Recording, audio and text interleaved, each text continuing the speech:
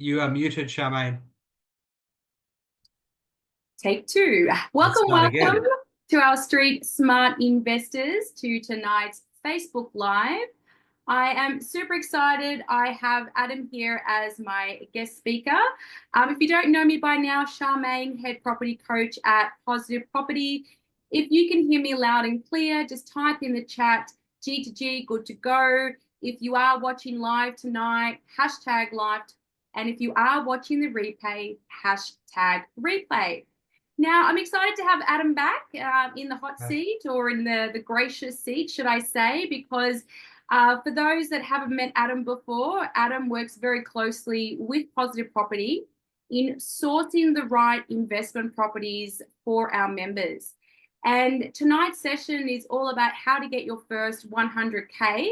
So what we would like to do is just do a bit of a recap of what we experienced and what we saw in 2024. Because 2024 has been an exciting year, particularly when it comes to property and as investors as well. And, the beginning of the year and even towards the end of last year, it looked and appeared it was going to be a little bit doom and gloom for investors, with the media talking about high interest rates. And, as you've all seen those interest rates rise over the last, 12 to 24 months. Touch wood, we've been gracious in having a few interest rate holds of late. But in the media, they talked a lot about, with the interest rates rising, that we were going to see property prices plummet or property prices going down. And Adam and I are here to report that that has not been the case, at least for our members. Adam, do you want to add to that? No, I think you're spot on the money with what you started with. We all have been watching the media here on the radio. They're saying that property market's done in 2024. No one's going to make any money. No one's going to invest. Well, some of that's true, some of it's not. People did not invest because they were scared of what might happen. But look what's happened. It's supply and demand.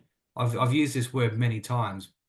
When you don't have enough supply, the demand's going to go up. So what I've seen this year is prices going up and also stabilizing, but we've also seen huge increases across the board in Queensland, New South Wales, South Australia, and WA. Victoria doesn't get much of a mention there because there's not much growth, but there still has been growth in a few key suburbs in Victoria as well. Yeah, absolutely. So given that, it's been great to see that the property market has been quite strong and stabilized in 2024.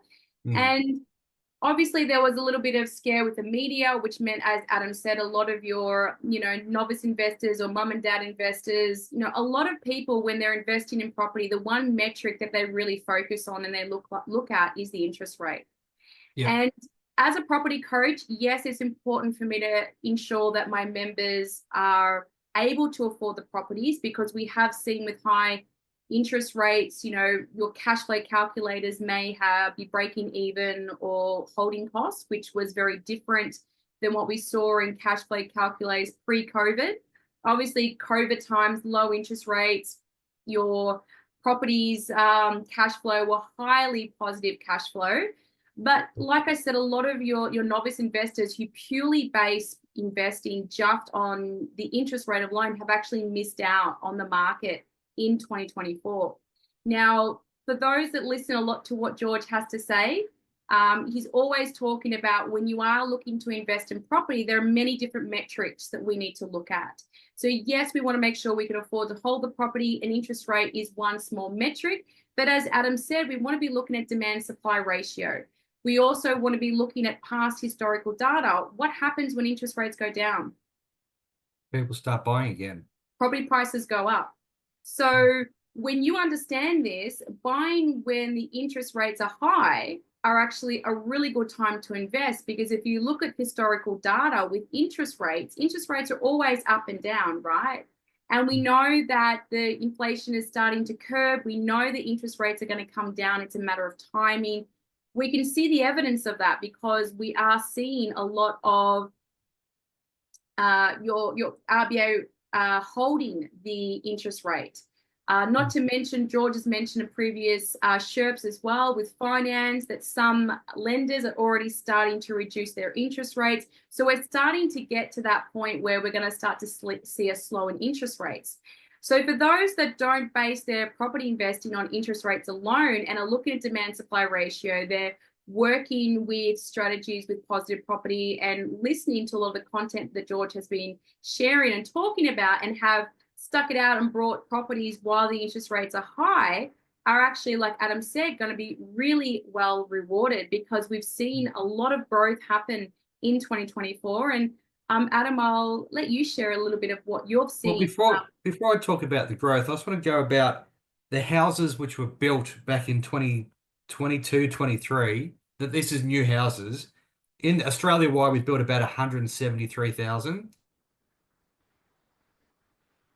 In the year 23, 24, built 158,000. Over 1.2 million new dwellings, houses, over the next 5 years.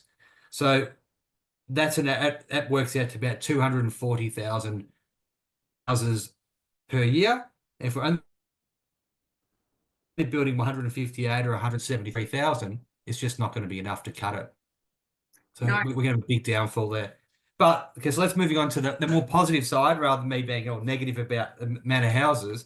So it's a good thing, because we know that we're in a housing crisis. So the more properties that our community are purchasing, our members are purchasing, you're actually doing Australians a service. Because not only do we need houses for people to buy and to live in, but also we've seen a housing crisis when it comes to your renters as well, not having enough properties in the market to actually rent. So just for example, some of the we're buying in the last sort of 12 to 18 months, 12 months in WA, they were buying over there for 459,000. These houses aren't built yet, so they're still under construction or about to start construction, and they got values of 650 upwards. So that's about 190,000 just for having, just having the balls of doing a house and land package, putting their money down, waiting for the land to register, waiting for the house to build. But they haven't really put that much money in. They might have put 10% down at max, and they've made a $200,000 upside. So that's just one example of WA. South Australia, clients there bought for 434, now worth good $200,000 upside just from putting their name down, waiting for some properties to come through. This client, I don't know who it is, well, I do, but I can't say it. In Queensland, it's now worth 740, and the house has just been finished. So that's basically a $300,000 upside, just for buying a property in the last 12 months. So that if you can't tell me the property market has gone down, when I can give you examples in WA, South Australia, and Queensland, and there's pages of examples here. I just picked off a few of how much money is to be made out in the market. And what I can see happening in the future is once these interest rates drop again, and it will drive house prices up. And I can guarantee you they will drop next year. Absolutely. And that's because all your investors that purely invest based on interest rates only and only using that metric, they're all back in the market again.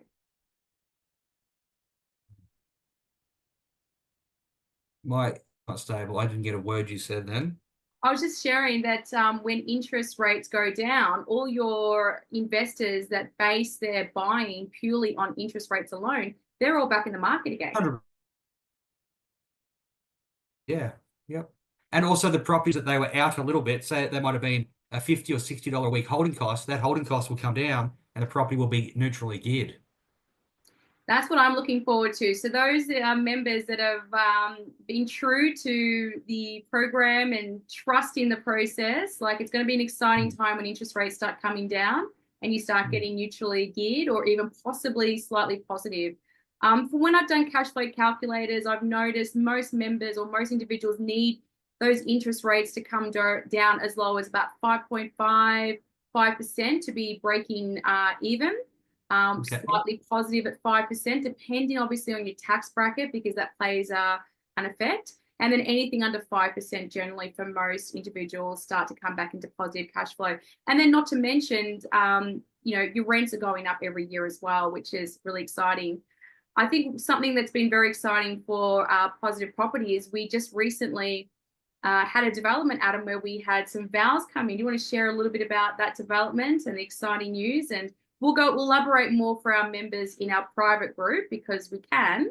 But we had a great win with those ones. So it's basically, I've been in this industry for 23, 24 years, and I have never seen this happen. A property that a client bought, when did they buy? 12 months ago? Yeah, within the last 12 months. Within the last 12 months. Yeah, we've just ordered bank valuations this week, and we had a bank valuation come in at $100,000 more than the contract.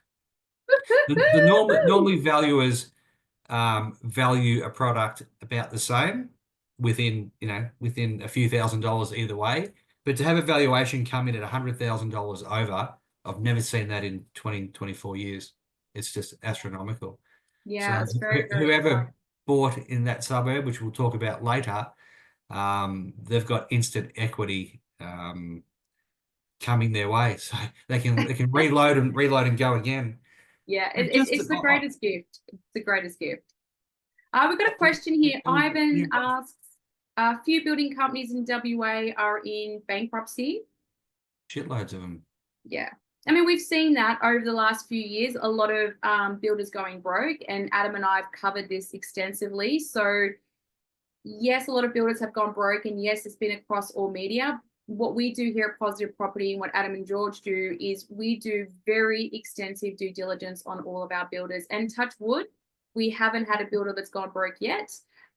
George never says never. There's always potentially that 1%, but with the amount of due diligence we do, we really make sure that we screen our builders and developers, make sure they're cashed up, they're good to go. We really do our very best to take all the risk or minimize the risk for our members, because George is a very conservative investor and really wants to make sure that our members get really amazing results. But that also goes back to the next point of due diligence prior to buying any properties.